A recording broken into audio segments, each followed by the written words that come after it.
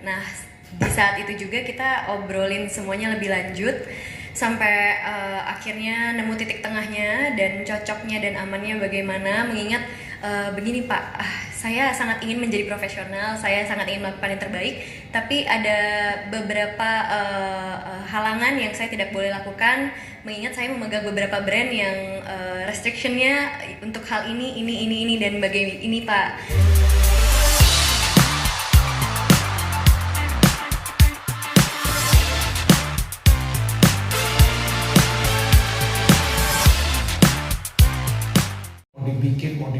mau dibikin jadi tantangan terus gimana nih yang kita bisa bikin. Akhirnya dapat kesempatan bisa tayang di WeTV ini, akan tayang di WeTV.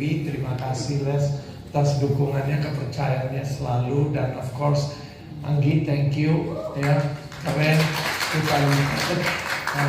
Dan juga All Stars di sini, terima kasih, dan mudah-mudahan tontonan ini jadi fenomenal, jadi top rated, top viral. Itu harapannya, dan saya kira punya potensi jadi something different, kelebihan dan kebebasan yang ada di kita mau tonjolkan, karena kupu-kupu malam perlu berani, dan kita bisa lakukan ini hanya di OTT. Jadi mudah-mudahan film-film atau series yang kita akan buat ke depan bisa ada kebebasan, cerita yang mau disampaikan, dan menariknya bukan hanya cerita, values-nya juga sangat kuat di sini. Karena bagi MD, bagi saya pribadi, kalau kita mau kasih lihatin sesuatu, value sangat penting. Apa moral value-nya yang ada di series ini? Mau tahu lebih lanjut, saya nggak akan panjang lebar, saya nggak mau ceritakan juga intrik-intriknya. Banyak dari cerita ini yang nggak bisa ketebak, yang kita pikir mau kesini tapi ternyata banting setir ke lain lagi.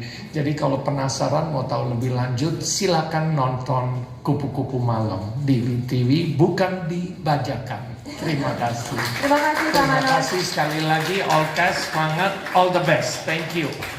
Kemudian tentunya berikutnya kami persilakan kepada Ibu Leslie Simpson untuk menyapa teman-teman media. Ya, pertama mau terima kasih buat Pak Manoj, Ibu Leslie udah ngasih kesempatan buat saya lagi untuk explore lebih, untuk belajar lebih gila lagi, lebih untuk lebih bereksperimen dan membuat sebuah karya, khususnya film seri yang diperbolehkan untuk take it to another level gitu. Jadi ini level baru untuk series di Indonesia, dijamin belum ada yang seperti ini dari semua sisinya gitu ya, dari storytellingnya, bahkan dari sisi-sisi yang tanda kutipnya gitu kan. Pokoknya ini seru banget buat diikutin, dan terima kasih juga buat semua casting yang do such an amazing work lah pokoknya. Dan di sini saya sendiri belajar dari segala hal, terutama yaitu tadi kan tentang nilai-nilai moral yang ada di dalamnya gitu kan. Karena di sini kita bukan cuma tentang ngebahas masalah love and tragedi yang kita lihat, tapi juga kita di sini belajar tentang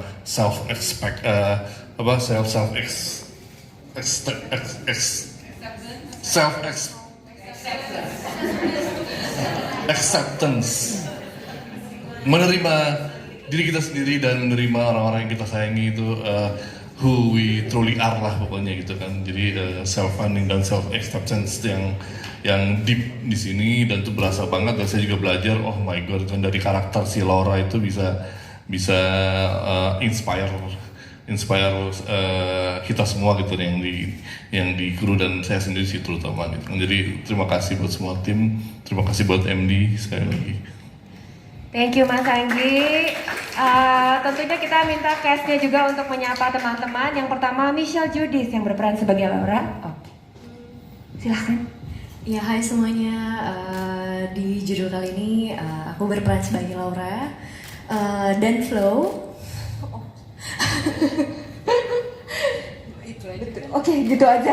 Oke, kita ke Rizky dulu deh. Ya, halo semuanya. Di sini aku berperan sebagai dokter ya. Namanya Dokter Adrian. Dan nggak ada, satu aja.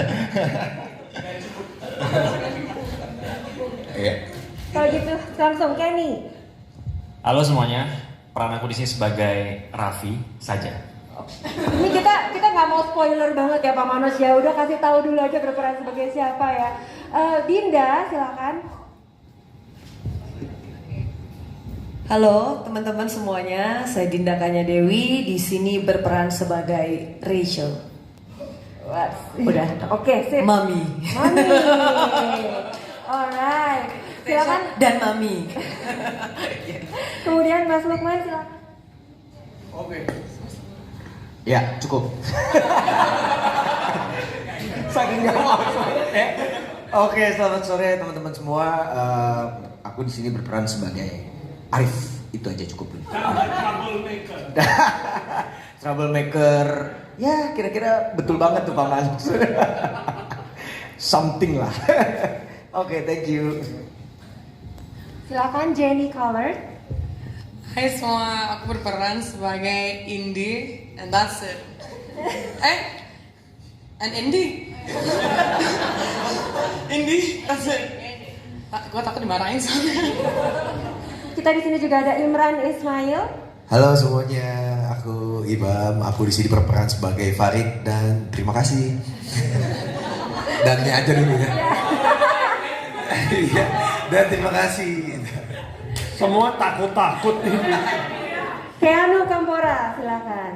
Hai semuanya, aku Keanu berperan sebagai Gary, and that's all. Silakan Vincentius Jordan. Halo teman-teman semua, aku Jordan berperan sebagai Alex dan terima kasih. Oke, next Nesha. Halo, saya Nesha, saya berperan sebagai Sally dan terima kasih. Nah, ini baru kali ini kita perkenalan ya Pak ya, semisterius itu supaya semua orang menanti-nantikan waktunya untuk nonton. Dan ini akan tayang di WeTV dan iFlix tanggal 25 November. Oke, nah sekarang kita bisa langsung buka Q&A kepada... Iya, masalah casting memang ini jadi tantangan ya. Tapi saya ketemu beberapa artis dan rata-rata sama Michelle lah. Waktu kita ngobrol ceritanya, saya narrate ke mereka konsepnya apa. Waktu Michelle sangat tertarik, sangat tertantang. Ada tapi-tapinya ada, kita bicarakan banyak. Tapi gimana ya, nggak tahu. Saya merasa tertantang juga dengan responsnya Michelle ya.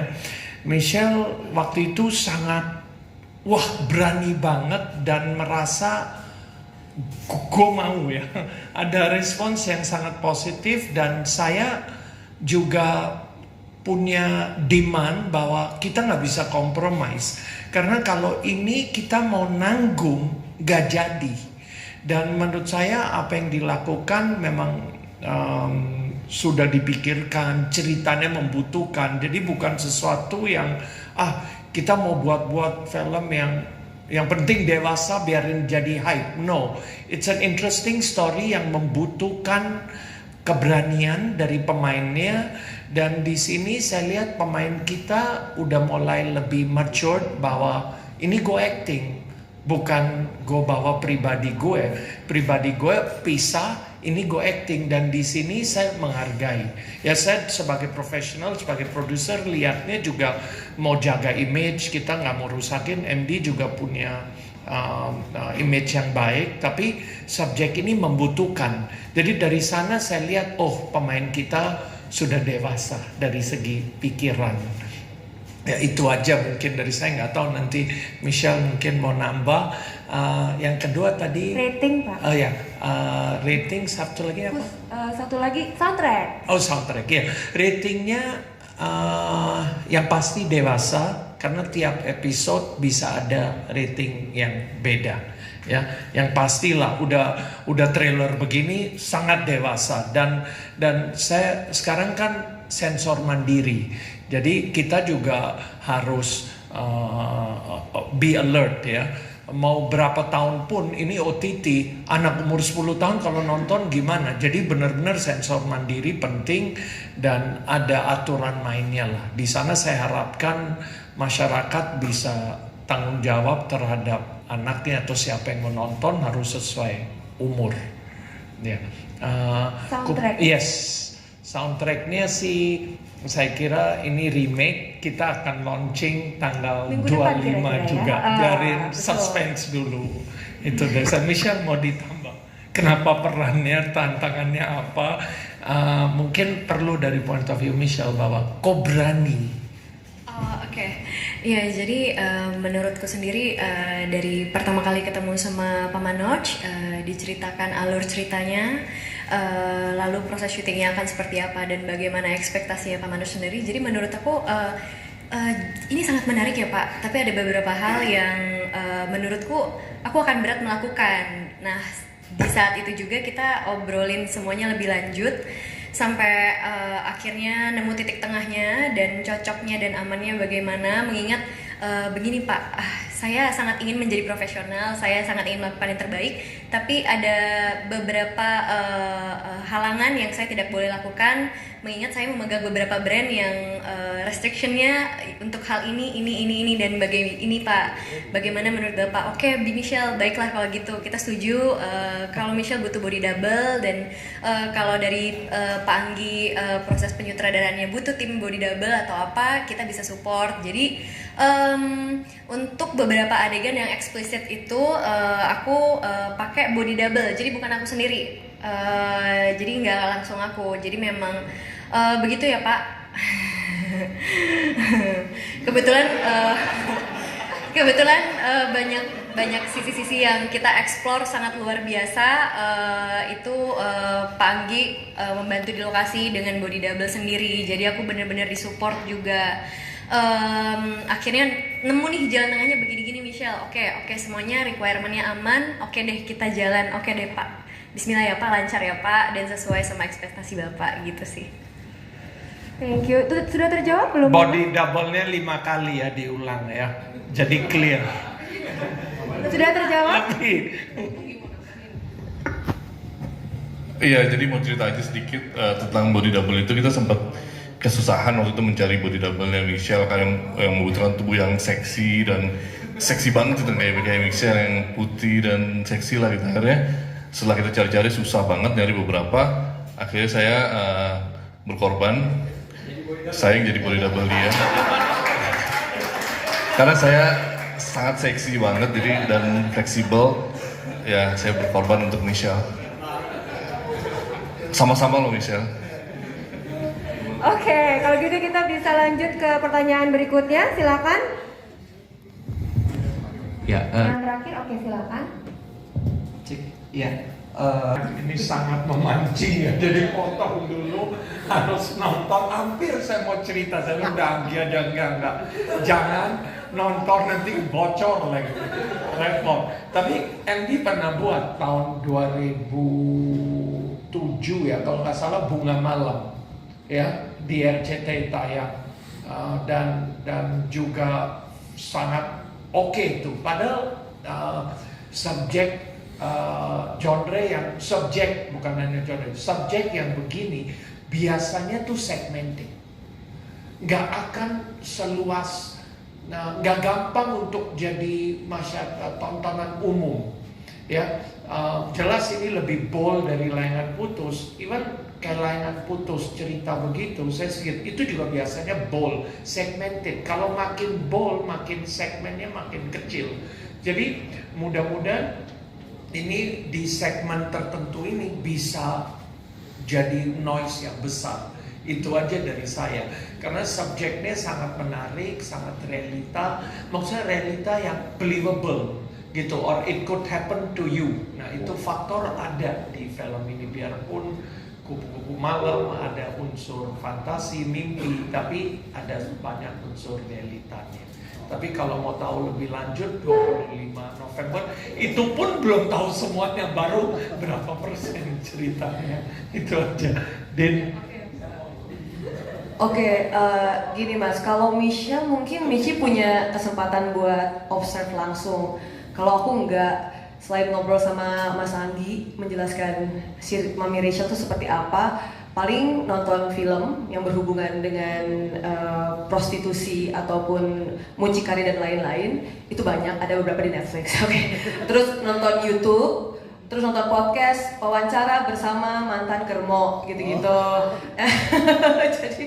jadi ya mencari infonya begitu, tapi bisnis ini kan macam-macam jenisnya nih. Jadi ada yang mungkin ya open BO, ada yang kelas ini, kelas itu gitu. Beda-beda lah gitu. Jadi Mami Rachel nih punya di kelas yang agak berbeda lah dibanding yang ada di jalanan gitu. Gitu, ya. Iya, mungkin ya itu. Jadi agak berbeda gitu dan karakter Rachel ini dia menggambarkan sebagai manusia-manusia yang tidak bisa memilih gitu loh, dan dia adalah apa ya, korban dari ketidakadilan hidup lah sebagai seorang perempuan, dan itu masih sering terjadi lah menurut aku gitu loh, nggak bisa memilih, jadi korban tapi jadinya ya begitu, gitulah kira-kira. Jadi paling itu ditambahin. Kenapa? Mas Anggi tetap mau minta mic loh Pak. Tuh. Namanya buat yang Dinda, buat yang jadi mucikari, waktu itu prosesnya kita ngobrol banyak, terus kita cari referensi, tapi nggak sempet yang observe banget ke sana. Tapi akhirnya itu setelah kita ngobrol banyak, akhirnya ya saya juga harus berkorban membuka masa lalu saya. Dulunya saya adalah mucikari, ya saya ada. Nah mungkin itu kali ya, ada ketahuan gitu ya udahlah. Thank you.